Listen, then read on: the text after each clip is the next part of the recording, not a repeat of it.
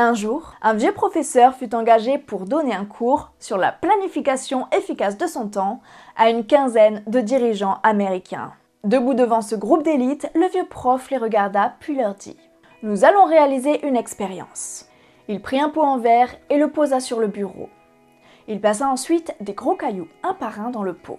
Lorsque plus aucune d'entre elles ne rentrait, il demanda à ses élèves s'ils pensaient que le pot était plein. Tous répondirent oui. Il attendit quelques secondes et ajouta « Vraiment ?» Alors il versa des graviers jusqu'à ce que le pot soit rempli à ras-bord. Il demanda à son auditoire si maintenant le pot était plein. Cette fois, ses brillants élèves commençaient à comprendre son manège. L'un d'eux répondit « Probablement pas. »« Bien », répondit le vieux prof. Cette fois, il sortit un récipient rempli de sable fin et le versa dans le pot. Encore une fois, il demanda « Est-ce que le pot est plein ?» Cette fois, sans hésiter et en chœur, les brillants élèves répondirent non. Il prit donc un pichet d'eau et remplit le pot jusqu'à ras-bord. Le vieux prof leva les yeux vers ses élèves et demanda « Quelle grande vérité nous enseigne cette expérience ?»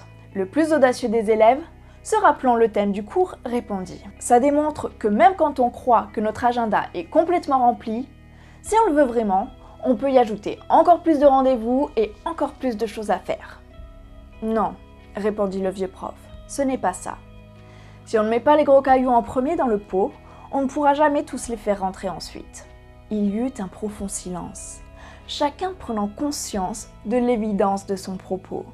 Quels sont les gros cailloux dans votre vie? Est-ce votre santé, votre famille, vos amis, réaliser vos rêves, défendre une cause, faire ce que vous aimez?